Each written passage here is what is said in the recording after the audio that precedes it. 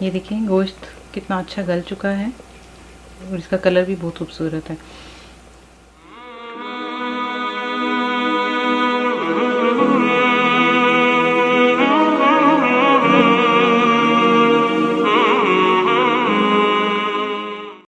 बिस्मिल्लाहिर्रहमानिर्रहीम, अस्सलाम वालेकुम। Welcome to Maryam's kitchen. आज मैं आपके लिए ईद की एक स्पेशल सी रेसिपी लेकर आई हूँ। हम बनाने जा रहे हैं आज बीफ की निहारी। मेरे पास यहाँ बोंग का गोश्त है। ये ऐसे ही पीसों में इस तरह ही मिलता है और इसको बड़े बड़े पीसों में कट किया जाता है। मैंने भी कट नहीं किया क्योंकि मैं आपको इसके बारे में बता दूँ। निहारी के लिए सबसे बेस्ट गोश्त बोंग का गोश्त होता है और बीफ के गोश्त की निहारी बहुत ही मज़ेदार बनती है। ये पीस देख लें आप, इस तरह से बड़े बड़े पीस होते हैं।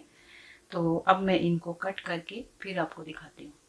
ये देखें, इसकी मैं ये गोश्त के पीसेस अलग कर रही हूँ क्योंकि ये गोश्त ऐसे ही कटता है। अगर आप इसको गौर से देखें तो इसके अंदर ऐसे ये इसके हिस्से बने हुए हैं, हमने सिर्फ इनको अलग करना है। ये गोश्त ऐसे ही कटा जाएगा, ऐसे इस तरह से हम लोग स्क्वायर इनके पीसेस नहीं काटेंगे।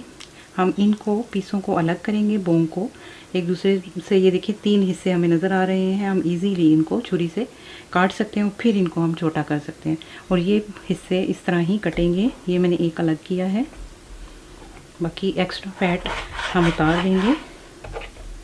ये देखें एक सीधा सीधा पीस उतरा है।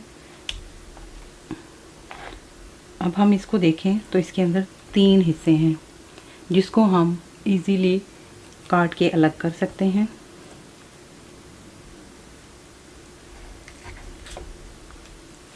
ये देखें, ये एक हिस्सा, ये एक ये और एक ये।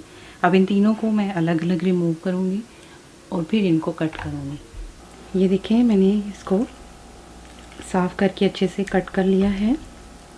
बोंग के गोश्त के ऊपर चर्बी की बहुत सारी लेयर होती हैं जिनको साफ़ करने में आपको काफ़ी मेहनत लग सकती है, लेकिन इसकी निहारी बहुत ही मज़े की बनती है और इसे आमतौर पर लोग मछली का गोश्त भी कहते हैं क्योंकि इसकी शक्ल मछली के गोश्त से मिलती है।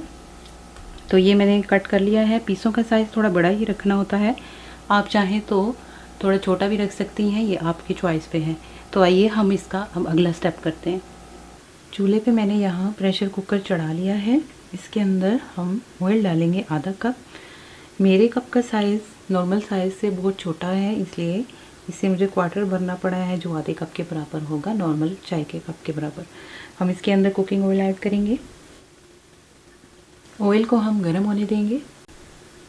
ऑयल के अंदर मेरे पास 2 मीडियम साइज़ की प्याज थी जिसे मैंने फाइनली स्लाइस में काट लिया है।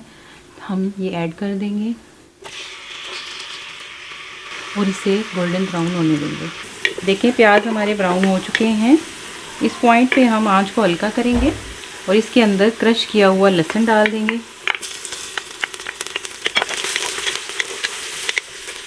और साथ ही हम गोश्त ऐड कर देंगे।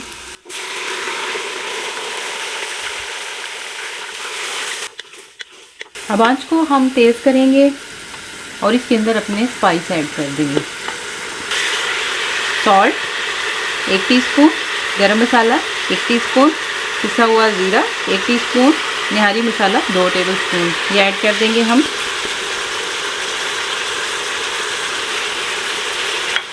इसे अच्छे से मिक्स कर लेंगे।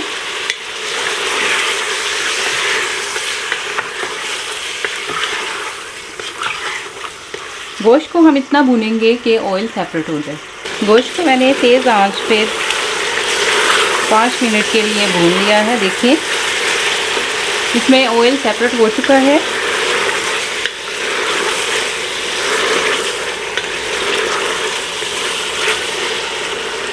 मेरे पास यहाँ 2 किलो के बराबर गोश्त है। इसमें हम लोग 6 से 8 कप पानी डालेंगे। आंच को थोड़ा हल्का करेंगे और इसमें 6 कप पानी ऐड कर देंगे।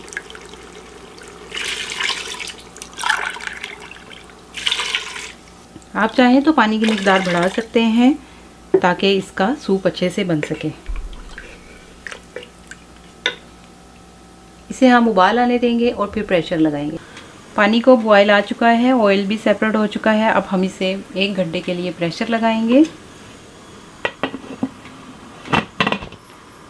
1 घंटे के प्रेशर के बाद हम चेक करेंगे कि हमारा गोश्त गला है या नहीं। गोश्त हमारा अच्छे से गल चुका है।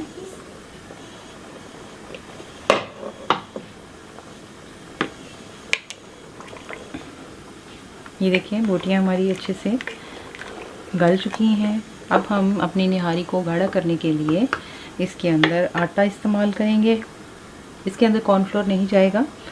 ये नॉर्मल गंदम का आटा है जो घरों में इस्तेमाल होता है। आधा कप आटा था और आधा कप पानी ऐड करके मैंने इसे पतला सा बैटर बना लिया है। इसे हम थोड़ा थोड़ा करके इसमें ऐड करेंगे, लेकिन उससे पहले हम आंच को हल्का करेंगे और साथ हम रेगुलरली चमचा चलाएंगे ताकि इसके अंदर गुठलियाँ ना बने।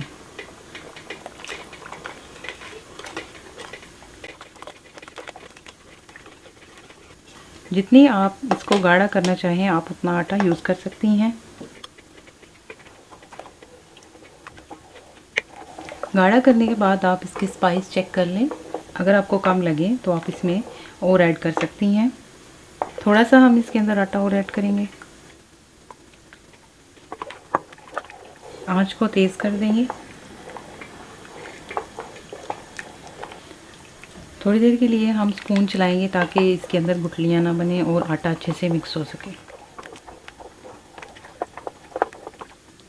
अब हम आंच को बिल्कुल धीमा करके 20 मिनट के लिए इसको कवर करके रखेंगे ताकि आटा भी पक सके और हमारा शोरबा अच्छे से गाढ़ा हो और ऑयल भी ऊपर आ सके। आंच को हल्का करेंगे और इसको दम पे रख देंगे। निहारी को दम पे रखे हुए 10 मिनट गुजर गए हैं। ये देखें ये गाढ़ी भी हो गई है अच्छे से और इसके ऊपर ऑयल भी आ गया है। मैं आपको इसकी एक बोटी तोड़ के दिखा देती हूँ। फ्लेम को हम बंद कर देंगे।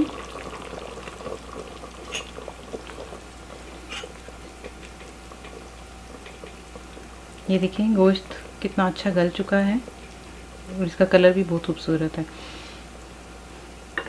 हमारी रेसिपी को आप ज़रूर ट्राई कीजिएगा, दुआओं में याद रखिएगा। फिर मिलेंगे किसी मज़ेदार सी रेसिपी के साथ।